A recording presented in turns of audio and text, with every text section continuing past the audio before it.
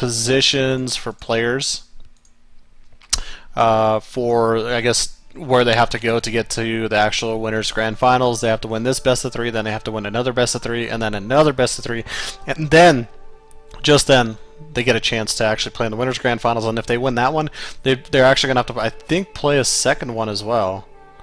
If I'm not mistaken, they're literally going to have to play a second one just to be able, I don't know if it starts refresh or it goes extended series, but because the winner from the winners bracket does have to lose twice, it is double elimination. That'd be like really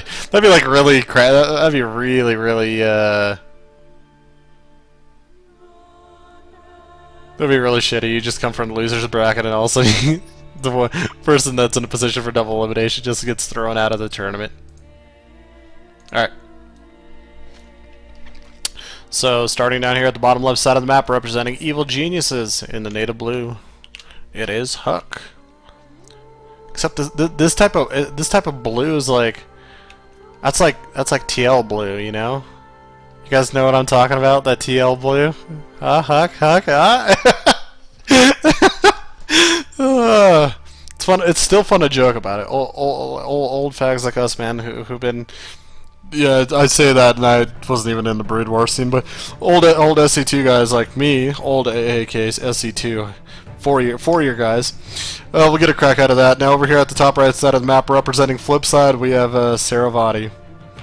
I know there's gotta be some nerd right now in my chat. It's like you don't even know what old means, like in terms of esports scene. I've been around since the start of Brood War.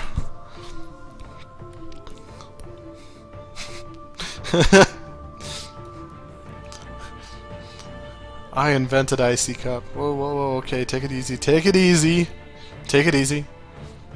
People actually, in terms of like history and like their relative existence, like and knowledge of like esports, they get really defensive, man.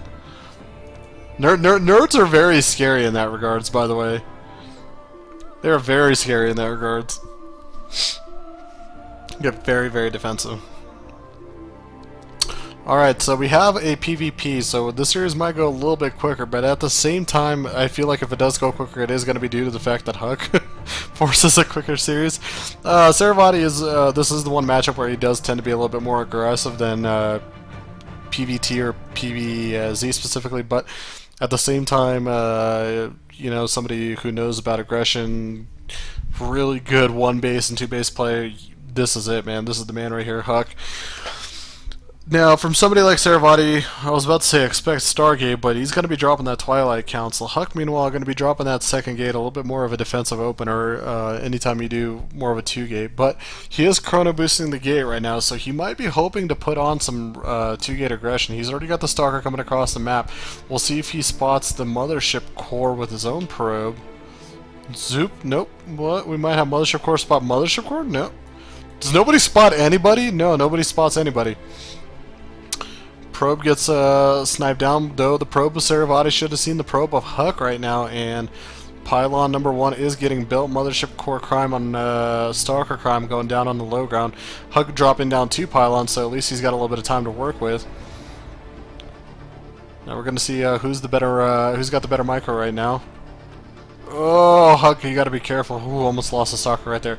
His gateway upgrade should be done, so he should be able to start warp pins. He cancels that pylon off at the low ground. Now Photon Overcharge is available.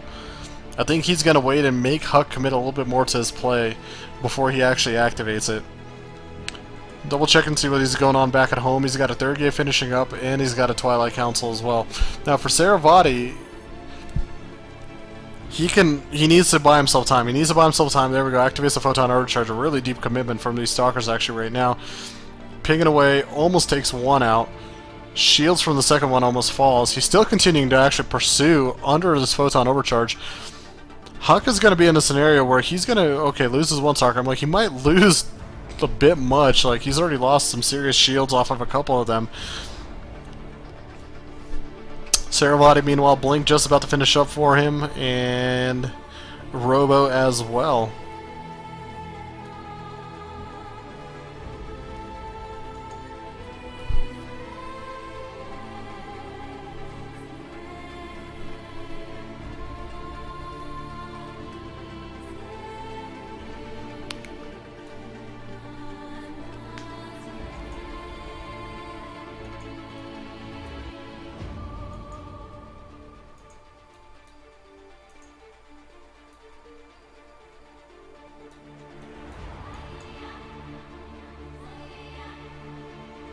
Well, SaroVati, the blink does finish off. He pushed his HuK back for the time being. Sorry, I was just trying to take a look at everything right now.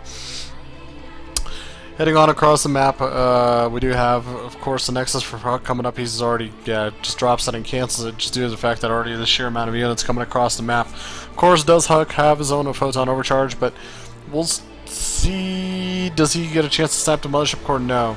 He goes for a Stalker, snaps back, blinks away a second time, blinks away a third time. More Stalkers reinforcing. Immortal is almost out for HuK. He just needs a couple more seconds. You can see SaroVati really bordering right now. Those Stalkers. He wants to take the pylon. He actually just needs to get the hell out of there. There we go. With the Immortal out, he needs to just get the hell out of there. Now, I am a little bit surprised that during this whole entire time, SaroVati actually didn't grab an expansion. He's just plopping it down right now. So, if this is the case, both players practically break even, but you could look at SaroVati. He's still trying to put on a little bit of pressure. He's at least trying to kind of poke and sort of put his opponent off, I want to say. To put his opponent off to the thought of actually coming down onto the low ground. This actually would be a decent time if you could... Man, if he had a forward pylon, get a sentry right now. Get a sentry just so you could force field off this area. Force HuK into a one base all-in type of scenario. So natural underway about halfway down right now for SaroVati. He does have, of course, his own Immortals. Now HuK does have Blink finished up as well, and HuK is chasing. He's coming out. Is he going to grab a natural? No, he's going to go probably for the one base all-in. It is pretty late to grab a second base, but at the same time, you look at your opponent. If he's grabbing his natural just right around this time as well, then you're not going to be too far behind.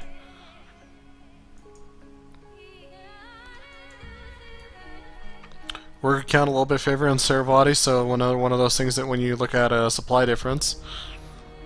Two Immortals out. One does go down. One Stalker goes down. Meanwhile, in the back over here, some of the Stalkers are getting caught up.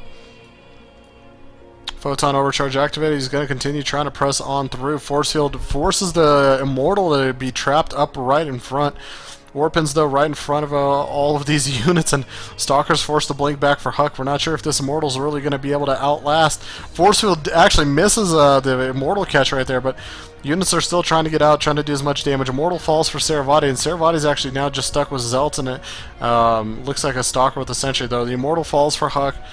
HuK dropping in units and supply as well. 35, 256. He's sitting on one base, so this is very, very all in for him. Traps the Stalker, and GG is called. SaroVati takes the series 1-0. Or takes the lead in the series 1-0.